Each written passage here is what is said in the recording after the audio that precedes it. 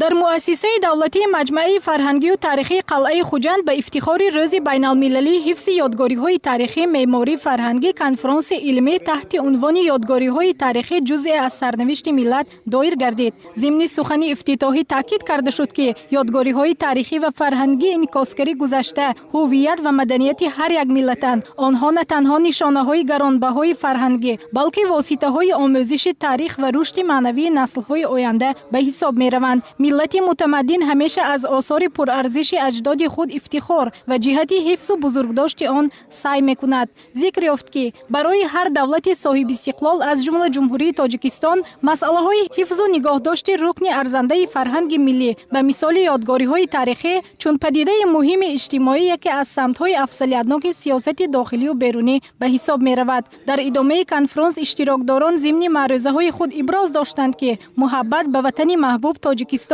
از دانستن تاریخ پر افتخار و گذشته عبرت‌آموز ملت سرچشمه می‌گیرد. واقعاً تاریخ قدیمی خلق تاجیک و میراث گرانبهای مادی و معنوی گذشتگانمان از جمله یادگاری‌های تاریخی بزرگترین مکتب خودشناسی برای هر فرد جامعه، خاصه نسل نورس و جوان است. گفته شد که یادگاری‌های تاریخی و فرهنگی خلق تاجیک پیوندگر حیات مادی و معنوی نیاگان ما بوده. در مجمع آنها صحیفه‌های تاریخ چند هزار ساله ملت بزرگ تاجیک را به هم می‌پیوندد. در فرجام کنفرانس با افتخار بیان گردید که امروز شهر باستانی خوجند و یادگاری‌های معماری و تاریخی آن از جمله قلعه خوجند قطره از بحر ثروت‌های تاریخی و فرهنگی خلق تاجیک میباشد و همچون نادرترین میراث فرهنگ جهانی پذیرفته شده است. سیحون حیدرزاده، شاعر مبین‌زاده برای برنامه اطلاعاتی اخبار.